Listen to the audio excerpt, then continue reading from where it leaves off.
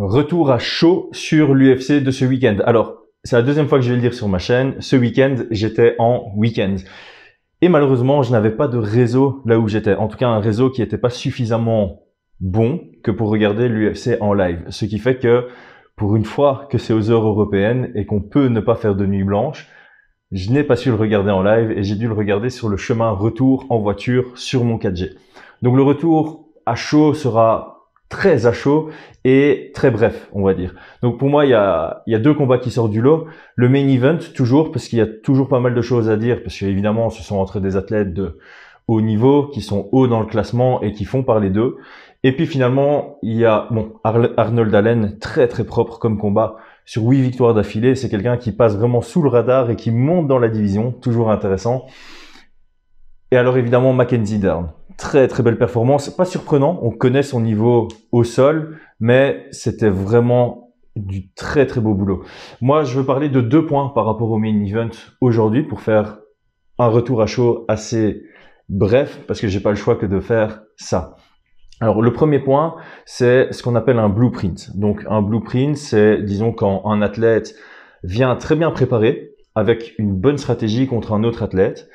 Et cette stratégie peut être réutilisée par d'autres athlètes pour continuer à battre l'adversaire en question. Ici, on parle évidemment de Kevin Holland qui a perdu il y a 3 semaines contre Derek Brunson. Et maintenant, ce week-end contre Marvin Vettori, plus ou moins de la même manière, avec le même blueprint. C'est vraiment ça dont je parlais aujourd'hui. Donc, il faut faire la distinction entre une stratégie adaptée à un athlète et un blueprint qui peut être repris par quasi n'importe quel athlète du top. Je vais prendre un exemple très simple. Ce que Francis Ngannou a fait contre Stipe Miocic, c'est propre à lui. Je veux dire, un autre athlète des poids lourds ne peut pas vraiment regarder la stratégie de Ngannou en se disant « Ah ben, je peux faire exactement la même chose contre Stipe ». Par contre, la stratégie que Brunson et Vettori ont utilisée contre Kevin Holland, il y a énormément de combattants de la division des middleweight à l'UFC qui est capable de prendre cette stratégie, de la préparer et de l'appliquer contre Kevin Holland.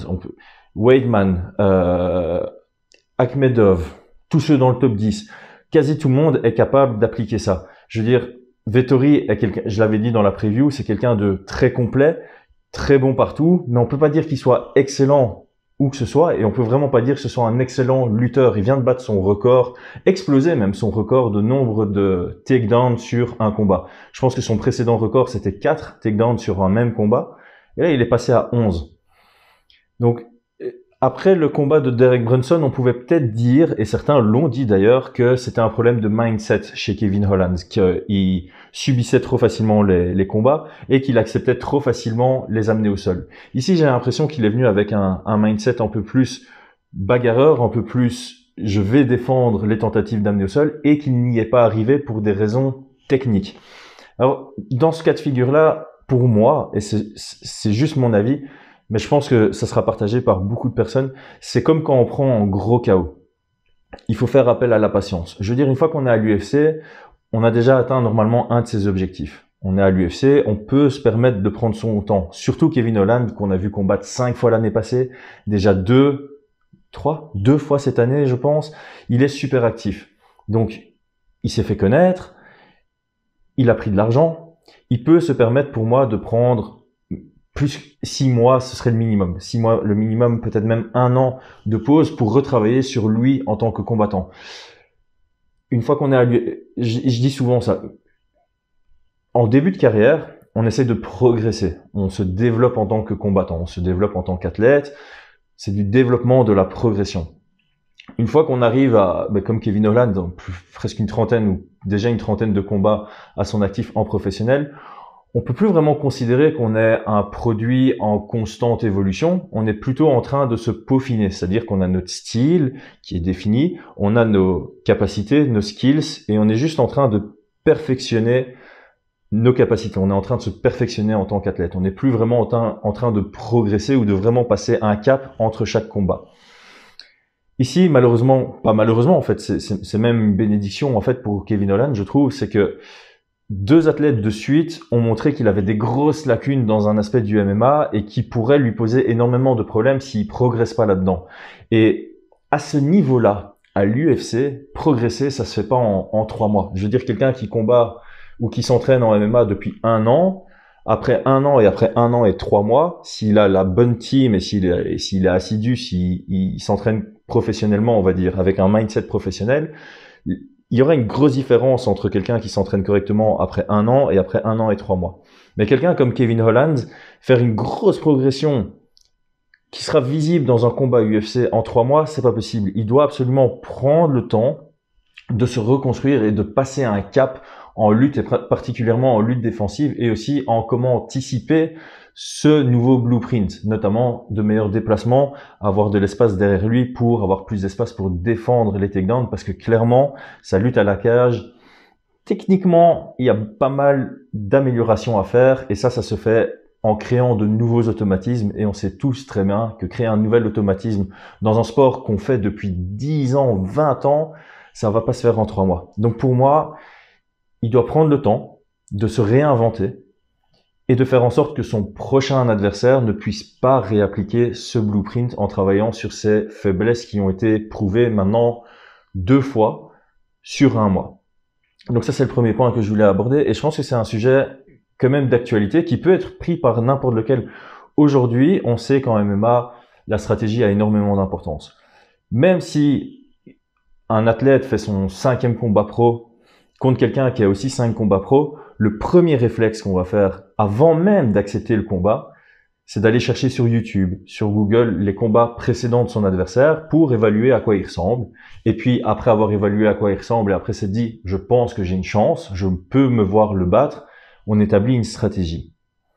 Donc c'est super important, n'importe où on en est dans notre carrière, quand il y a des vidéos de nous en ligne, c'est très important de s'auto-analyser pour savoir avec quel mindset, avec quelle stratégie notre adversaire va rentrer dans la cage pour combattre et pour essayer de nous battre.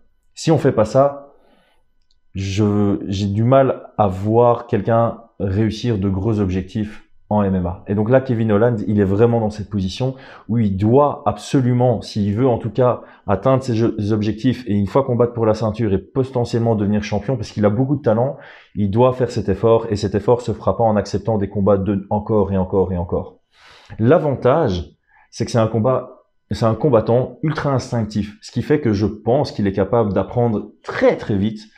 Et donc s'il fait une bonne préparation, s'il s'entoure vraiment de très bons lutteurs pour le mettre en difficulté et driller des défenses, il va très vite les apprendre et je pense qu'il pourrait accepter un combat d'ici, je dirais 10 mois et on verra vraiment qu'il aura passé un turn de corner, qu'il aura vraiment bien amélioré ses défauts. Donc ça, c'est le premier point. Le deuxième point, c'est le 18.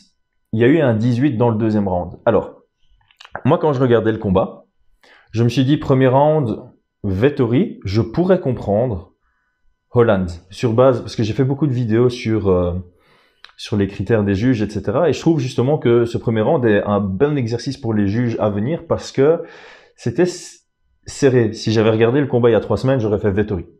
Et depuis que j'ai lu les règles, je me dis Vettori, mais je peux voir l'argument pour Kevin Holland.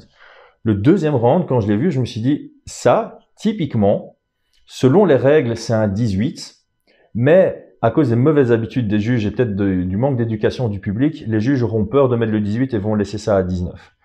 Et puis je pense que 3, 4, 5, c'est un 19 pour Vettori, clair et net. Donc ici, j'ai envie de parler du 18. Alors, je viens de penser à un truc. Il y a une belle chose que Kevin Holland a fait et que j'adore comme technique, c'est le high kick du droit et pendant qu'il rétracte son high kick, envoyer un direct. J'avais fait une vidéo technique là-dessus en analysant quand Tony Ferguson le faisait. Je vais essayer de mettre l'affiche ici si j'ai le temps. Sinon, allez voir, c'est dans Technique de la semaine. La vidéo est facile à retrouver. Donc le 18, j'ai trouvé ça chouette de le voir. Pourquoi? Parce que selon moi, pendant que je regardais le round, bon alors, tant que c'était debout, c'était donné à Kevin Holland. Donc là, les premières 45 secondes du round, je donnais ça évidemment à Kevin Holland qui était plus actif, qui touchait bien, qui gérait bien le combat en pied-point. Mais une fois que c'est allé au sol, clairement, Vettori était en position dominante sur le temps. Il a dominé les positions sur tout le reste du round. Par contre, il n'y avait pas beaucoup de damage. Donc on avait 2 dés, pas 3. Et c'est vrai que dans la conception avant, on se disait pour avoir le 18, il faut les 3 dés. Alors évidemment, damage, il n'y en a pas vraiment eu pendant le round, sauf dans les 10 dernières secondes, qui pour moi ne suffisaient pas pour être considéré comme du damage. Par contre, quand on a vu Kevin se lever, c'est à ce moment-là qu'on a vu qu'il était amoché. Moi, je l'ai pas vu dans l'action, je l'ai vu après. Alors, je me demande si les juges regardent ça. Je sais pas si, ça c'est encore une question que j'ai. Je sais pas si les juges, dès que le round se termine, doivent regarder leurs feuilles, faire leurs calculs, ou s'ils ont encore le droit d'observer quelque chose dans la cage, genre si quelqu'un se lève avec une attitude, etc., etc. Peu importe. Comment moi j'ai perçu le deuxième round, c'est qu'il y a eu de la domination sur la durée, sans spécialement du damage. Par contre, Kevin Holland a eu beaucoup de périodes inactives. Et dans les critères, c'est marqué que l'inactivité peut provoquer facilement un 18. Et donc je me suis dit, domination, durée, plus une grosse inactivité de la part de Kevin Holland une fois qu'il a été mis au sol, 18 d'office. Mais j'hésitais en me disant, les juges seront peut-être frileux de le donner. Et j'ai été très agréablement surpris de voir que les 3 l'ont donné. Donc j'ai l'impression que on avance dans la bonne direction. Voilà, c'est tout pour aujourd'hui. Merci d'avoir suivi. Si c'est pas encore fait, le like, le commentaire, le partage et s'abonner à la chaîne. À très bientôt, c'était Chris Gunnacht.